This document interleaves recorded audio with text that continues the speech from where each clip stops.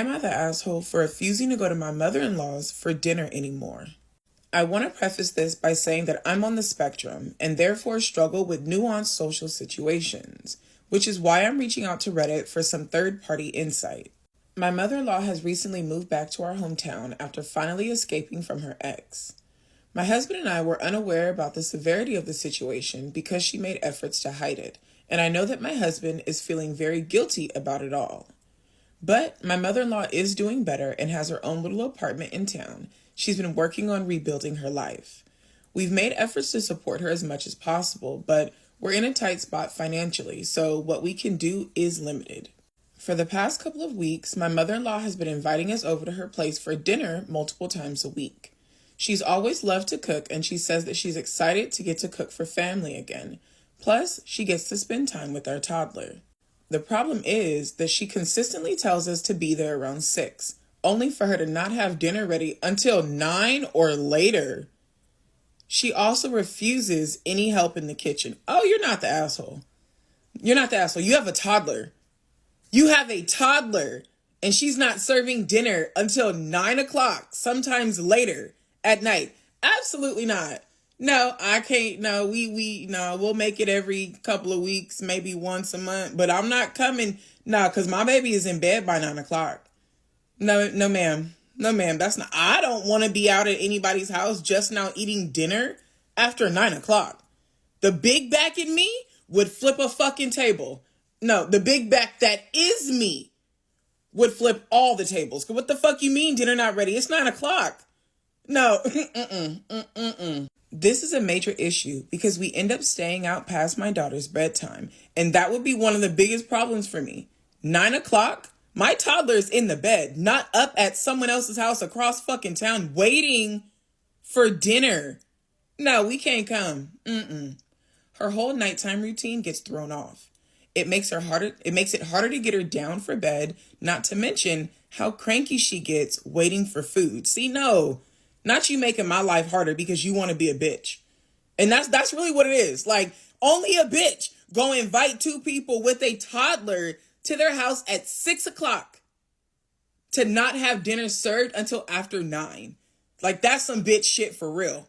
I've tried to gently talk to my mother-in-law about this, but she's always been critical of me and my parenting. She thinks it's outrageous that I keep my daughter on such a strict schedule and insists that when her kids were little, they didn't have schedules. They just ate when they were hungry and fell asleep when they were tired, and it worked out just fine. I'm glad that worked out for you. But for me and mine, we like schedules. We like fucking order. I'm glad the freestyle parenting worked out for you. But for me and my toddler, she's got a bedtime. She's got a schedule, and we're going to stick to it. And if you can't become a part of it, then move to the side. I asked my husband to talk to his mom about it. She basically told him the same thing. Then went off on him about how she's just trying to help us out financially by providing a few meals for us, and how it's terrible of us to try to make her feel bad for just wanting to spend time with her family. The gaslighting, the manipulation, the guilt tripping. No, absolutely not. Absolutely the fuck not. Hell no. She's not even bothering to listen to anything that you guys are fucking saying. Our daughter is pissed off because it's 9 o'clock and she ain't got no motherfucking food and it's past her fucking bedtime. We've been here for 3 hours and ain't nobody got no motherfucking food. In my house, dinner is served by 6. Y'all getting to her house knowing you still have to wait 3.5 hours, maybe more, before the food is ready. Like, no. How much time is she really spending with the family if she's spending the majority of it in the goddamn kitchen cooking this long-ass fucking meal? Absolutely not. Nah, girl, you're not wrong. You are not fucking wrong. I would have stopped going a long time ago. My husband dropped it. We've been back to her house for dinner a couple more times since then, and it's still been served at 9 p.m. She's been making passive-aggressive comments about how I need to loosen up and how I can't expect the world to stick to my schedule. Is that not the pot calling the fucking kettle black? You need to loosen up because the world's not going to stick to your schedule, but you want me to stick to your schedule of having my fucking dinner served at 9 o'clock. All because I want to spend time with my family. That's some selfish shit. That is the pot calling the fucking kettle black. My husband thinks that we should just put up with it because his mom has been through so much. That has nothing to do with anything. Trauma does not take away your ability to be a bitch. It doesn't. It doesn't. And I'm not going to fucking pity you because you've been through so much. Then why are you putting other people through shit for no fucking reason? Since you know how it feels to be put through shit, why are you doing this to your children and your grandchildren? Don't be a bitch. Your trauma doesn't take that away. My husband thinks we should just put up with it because his mom has been through so much. He feels partially responsible because he was unaware of the situation and was able to protect her. But after a particularly critical phone call with her yesterday, I told my husband that I didn't want to go to her place for dinner anymore. He insisted that she's just stressed because of everything that she's been through, and we need to show her some leniency. I told him that she can come over to our place for dinner every now and then. That would be fine, but I'm not going to be held captive at her apartment anymore.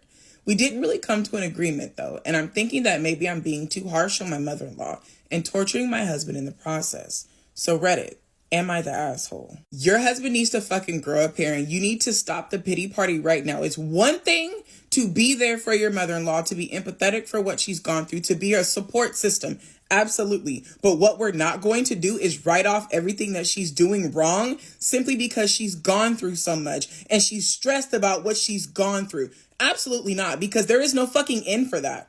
There is no fucking end for that. She's going to milk that shit for all it's fucking worth. And your husband is going to fall for it, hook, line, and fucking sinker. You need to stop this shit right now. If your husband is so hell-bent on going and throwing his mom a pity party for 3 hours multiple times a week while he waits for his dinner to be served at 10 o'clock, let him go. Let him go. You know how hard it's going to be for you to put your daughter down at the end of the night. Your husband nor your mother-in-law give a fuck. So you and baby girl stay home.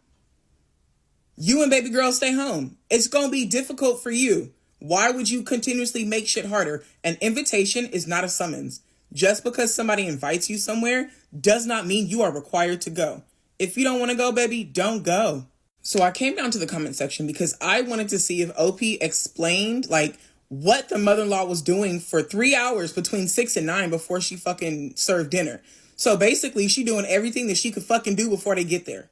The prep work, then she'll stop and take a smoke break. Then she'll do a little bit more prep work. Then she'll stop and play with the baby. Then she'll have a coffee break. Then she'll do a little bit more cooking. Then she'll take a phone call outside. We don't know how long the motherfucking phone call is, but she'll be outside taking a phone call. Then she'll take another smoke break. Apparently, this is how she's always done things.